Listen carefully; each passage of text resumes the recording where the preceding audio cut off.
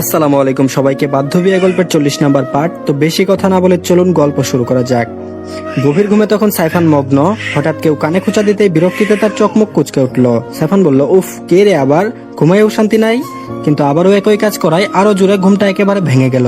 আগে গজগজ করতে লাগলো, তারপর বলল, এই কে রে বাল? ঘুমের মধ্যে একটু বউয়ের কাছে থেকে অমৃত খেতে যাচ্ছিলাম, একটুখানি তাও স্বপ্নে এসে ব্যাঘাত দিল। শালা, আজ ধরে পশ্চাৎ দেশে লাথিই মারবো। বলেই হঠাৎ উঠে বসলো। চোখ মেলে একবার দেখে আবার দুই হাত দিয়ে চোখ কচলালো। তারপর যা দেখলো তাতে সাইফানের চোখ আরো বড় বড় হয়ে গেল। সামনে দাঁড়িয়ে আছে 3 জন পুলিশ অফিসার, আর তাদের পাশে এক মহিলা, শরীরে পোশাক আশাকের বেহাল দশা। তাড়াতাড়ি বুকের উপর হাত দিয়ে ফু দিয়ে উঠলো। তারপর বলল, আস্তাগফিরুল্লাহ আস্তাগফিরুল্লাহ। মনে মনে আতঙ্ক। তারপর বলল, হায় আল্লাহ, আমি আবার কি স্বপ্নের ভেতরে এই মহিলার সাথে কিছু করে ফেলেছি নাকি? না না, আমি তো স্বপ্নে অমৃত খেতে গিয়েছিলাম ঠিকই, কিন্তু এই মহিলা তো এখানে ছিল না। কোথা থেকে টপকালো? আর কি বেহাল অবস্থা।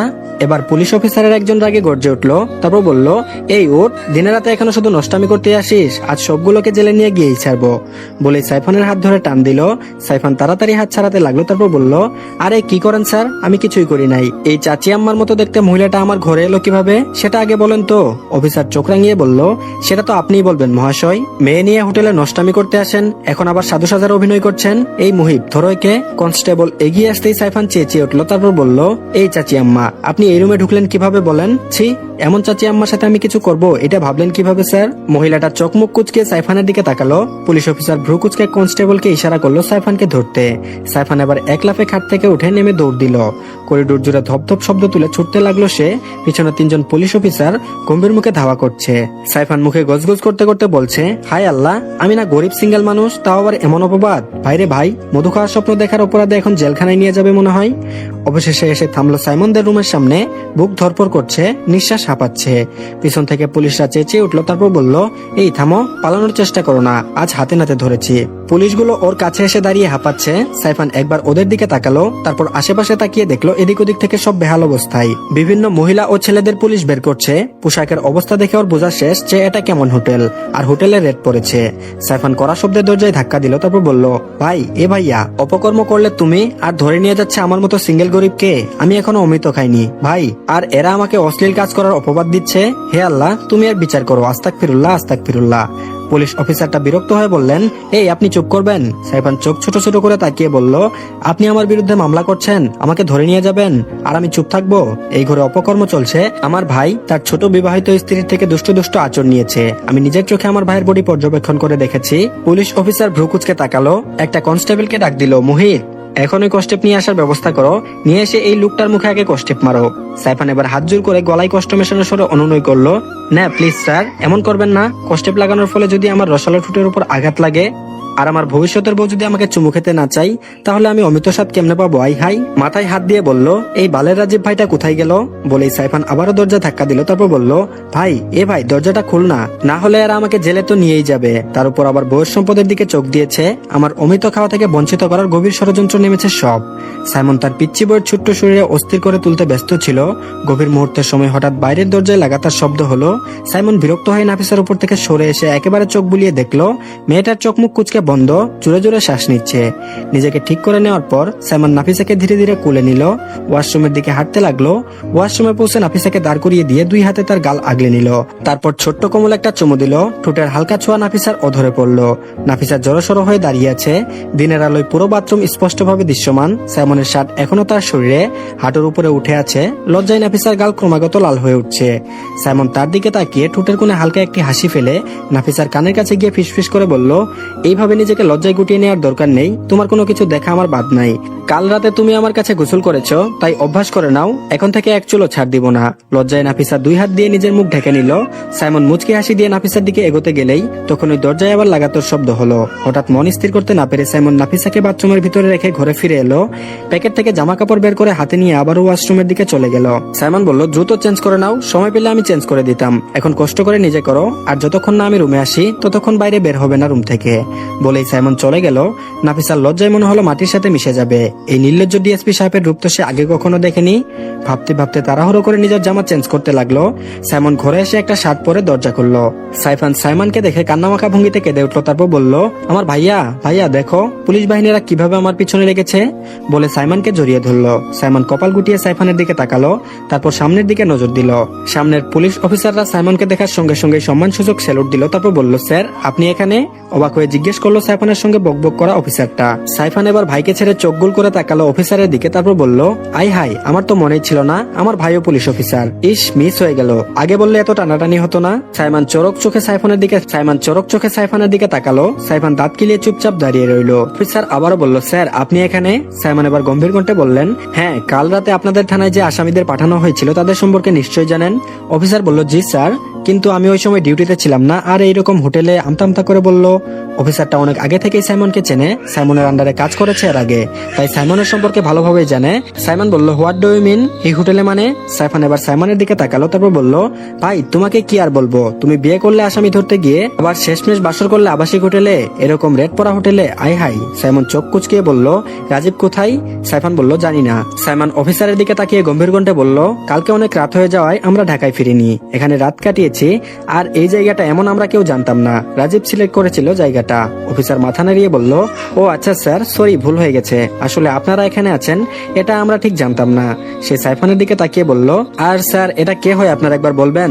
সাইফান চোখ ছোট ছোট করে অফিসারের দিকে তাকালো, তারপর বলল, এটা কে হয় মানে? আমরা দুইজন আপন ভাই। অফিসার সাইমনের দিকে তাকালো, তারপর বলল, স্যার আসলে ওনার রুমে আমরা একটা মহিলাকে পেয়েছি।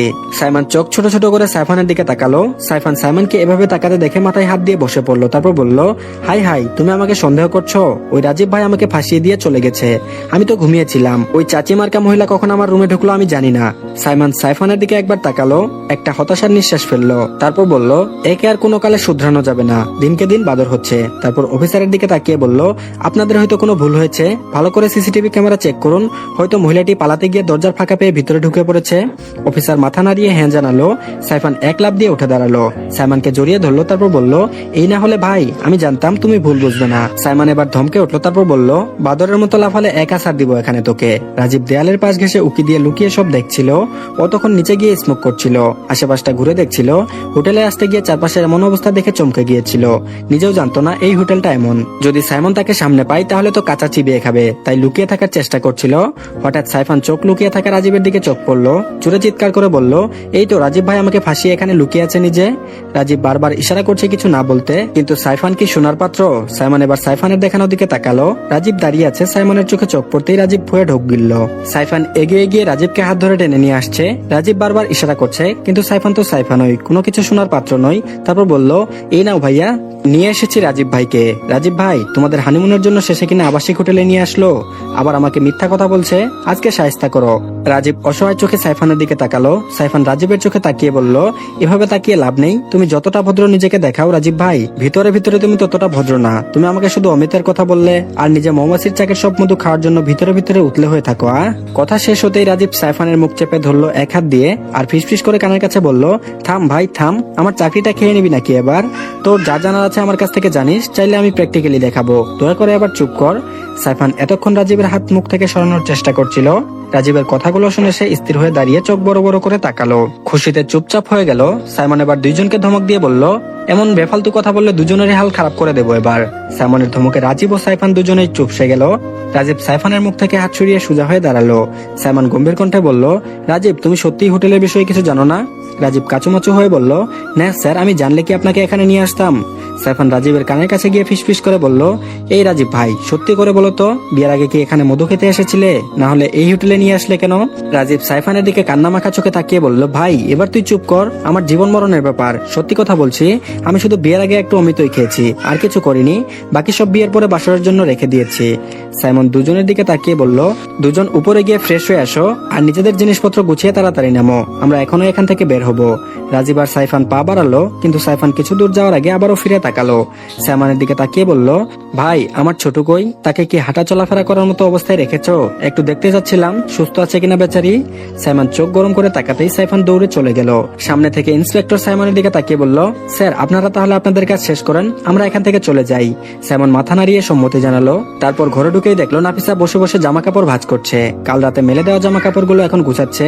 নাফিসার পরনে একটি সুতির থ্রি পিস, হালকা নেভি ব্লু এবং সাদা ফুলের কাজ করা। ছোট শহরের দোকানগুলোর তুলনায় এর চেয়ে ভালো পোশাক পাওয়া মুশকিল। সাইফান যতটুকু সম্ভব এগুলো নিয়ে এসেছে। সাইমন ধীরে ধীরে নাফিসার দিকে এগুলো। নাফিসা নিজের কাজে ব্যস্ত। সাইমন তার সামনে দাঁড়িয়ে সামান্য ঝুঁকে নাফিসার ভেজা চুলে নাক ডুবিয়ে দিল। নাফিসা হঠাৎ তাকিয়ে মাথা নিচু করে নিল। সাইমন নাফিসার চুল থেকে নাক সরিয়ে তার বাহু ধরে বিছানায় বসালো। টেবিল থেকে ব্যাগ খুলে কিছু মেডিসিনের প্যাকেট বের করলো।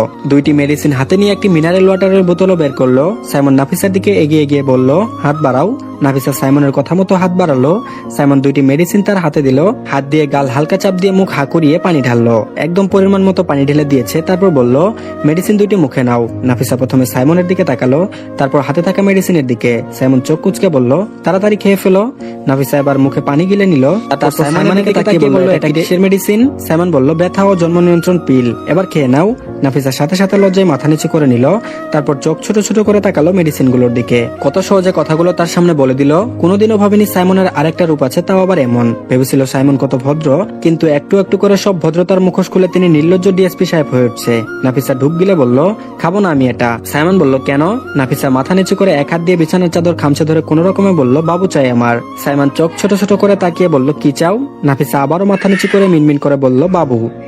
তো ধন্যবাদ সবাইকে, আজকের পার্টটি এই পর্যন্তই। আশা করছি পরবর্তী পার্টের অপেক্ষায় থাকবেন। পরবর্তী পার্ট দিলে অবশ্যই লিংক কমেন্ট বক্সে পেয়ে যাবেন। তো সবাই আমাদের চ্যানেলটিকে সাবস্ক্রাইব করে দিবেন। ধন্যবাদ সবাইকে, আল্লাহ হাফেজ।